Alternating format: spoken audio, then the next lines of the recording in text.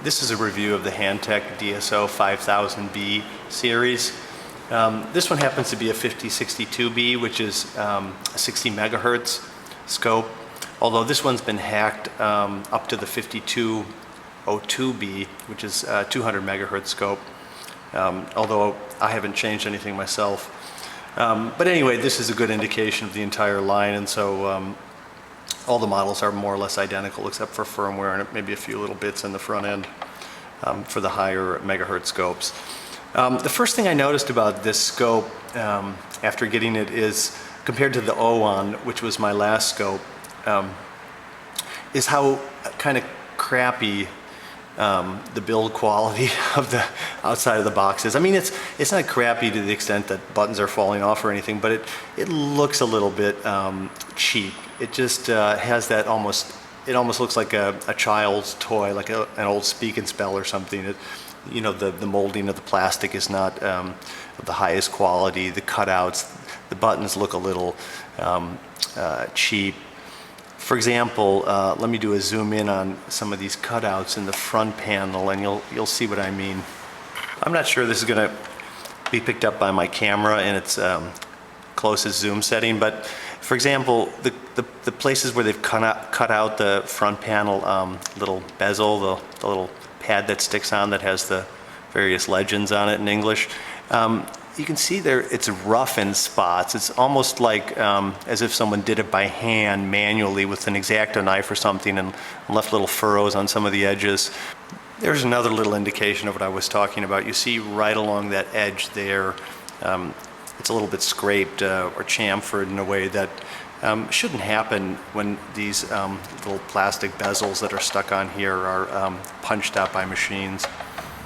So the scope feels quite solid, but just overall, again, it has a little bit of that look of a toy about it, and there's just slight problems with some of the details that make it look cheaper, you know, than the O1 or the Rigol before it, which I had.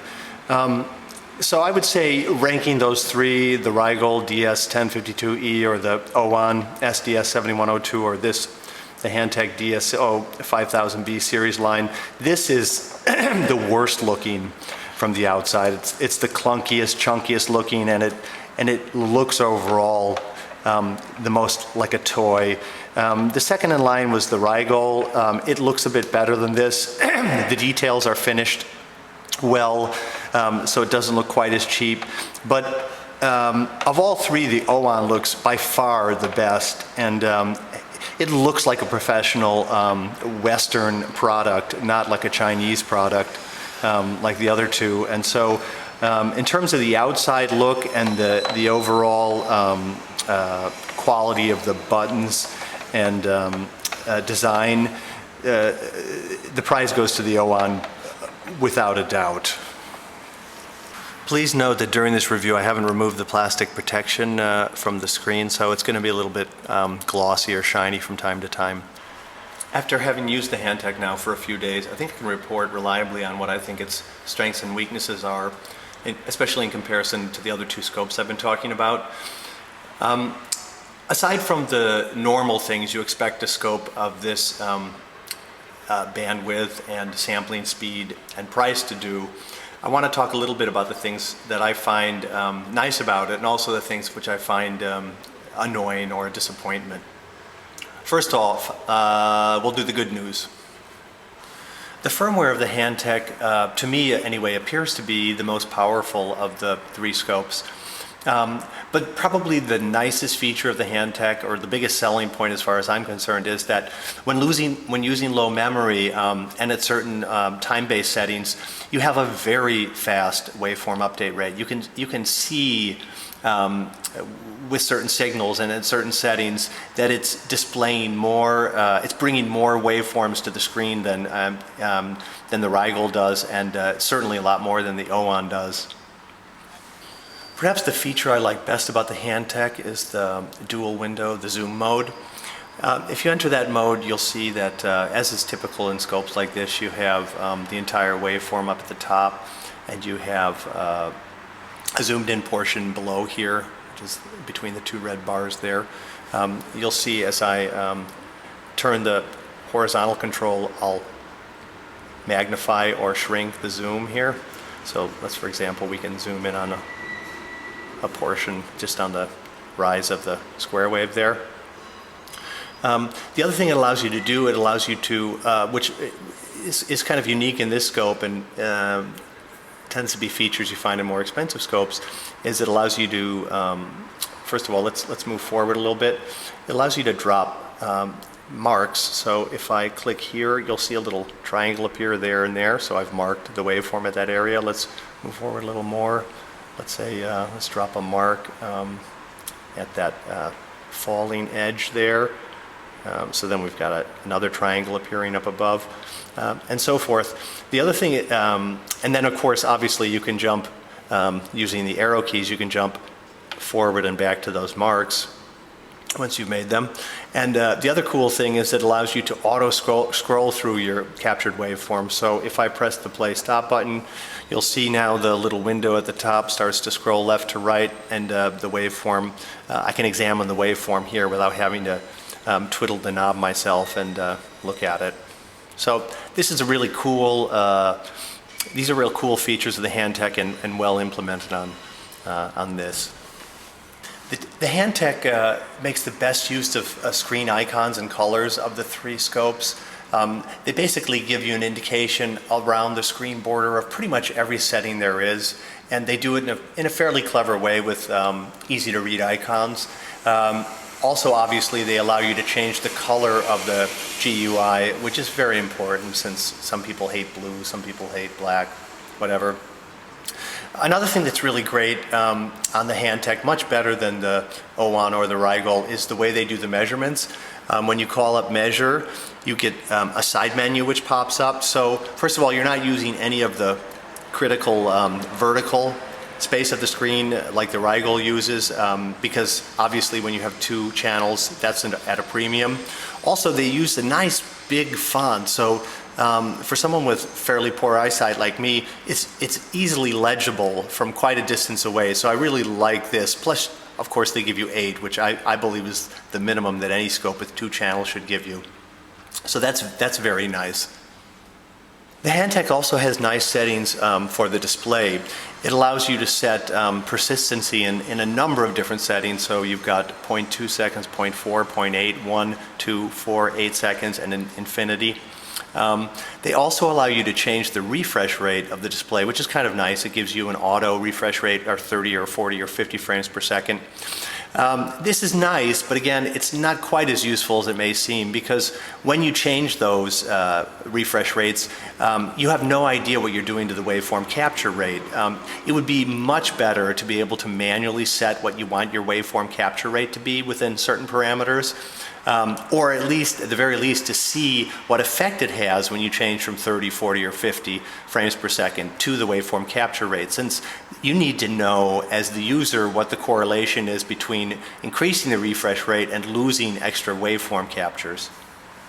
Overall, I would say I like the menu system in the Hantek. I like it better than the Rigol, perhaps better than the OWON as well, although with the OWON you have 2 separate menus, which is handy sometimes. They did do some things a little bit clunkily, I think, but for the most part they've gotten it right. I don't like, for example, that you can't have cursor measurements on the screen without having the cursor menu up, which means that you can't have both your 8 measurements plus cursor data at the same time as you can on the OWON. But aside for some little niggling things like that, I think they got it right. And now the bad news, at least in my opinion. Aside from the thing I mentioned at the beginning of the review, which is the kind of Chinese toy look about the unit, I'm not happy with the way they've angled the screen for viewing. It's not really conducive to having it on a tabletop. It's much better if you have it up on a shelf at or slightly above eye level than below eye level. Here's an example of the viewing angle slightly above the display. You'll notice it's dark. You can't really see the graticula. You'll notice even from way down here, the viewing angle is better on the screen than even slightly above it. Next, I don't really like that they've used a rectangular graticular on the screen instead of the normal square one, and I really don't like the fact that they're using a 248 time base instead of a 125, which is the standard. I like to do quick calculations on the screen of voltages and times, and 248 is really not as easy to use as a 125 unless you have perhaps 8 fingers. Next, the use of deep memory on this scope, you have the options of 4K, 40K, 512K, or 1 meg, are very weak, or even crippled, you might say. This scope, when using the 1 meg of memory, is slower than the OON is when using 10 megs per channel. So they really, this scope is really not designed well for using deep memory. You can't even use the 1 meg when you're using any of the math functions. In fact, you can't even use above 4K sample memory if you're using the FFT. So this scope is not the scope to get if you need deep memory. Next, this scope has the worst connectivity of any of the 3 scopes. It only has a USB port out. Even the Rigel, which is much cheaper, has RS-232 and also pass-fail output. So this scope is not good in terms of connectivity. Also, it has the worst, in my opinion, of all 3 scopes in terms of the PC software. The software is dated 2008 or 2009. It's a couple years old, and it doesn't seem to have been upgraded recently. And they don't offer any kind of SDK for this scope, for this series of scopes, in case you wanted to write your own software. So that's a real shame as well. Lastly is the firmware. And I know I mentioned that as one of the positives, but even though it's rich in features, like I mentioned before, it's the buggiest by far of any of the 3 scopes.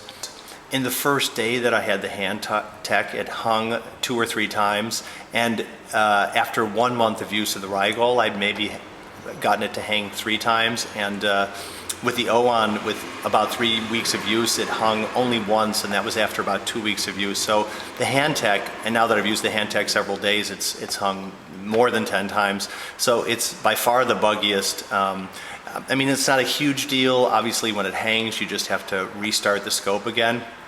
But it does make the Hantek feel a little bit like it's a product that's still under development.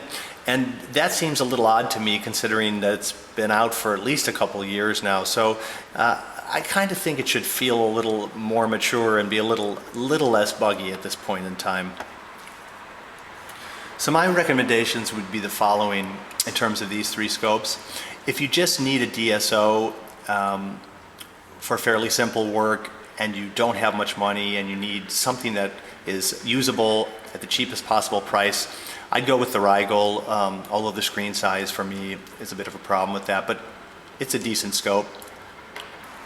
If, on the other hand, you need deep memory for single-shot inspection of complex signals, or you plan to buy a more expensive scope later on, like the Agilent or perhaps one of the Instax, it probably makes the most sense to buy the OON now, because even though you'll have a better scope later to sit on your benchtop, because of the battery capability of the SDS line, you'll be able to continue using the OON as a kind of cheap portable scope.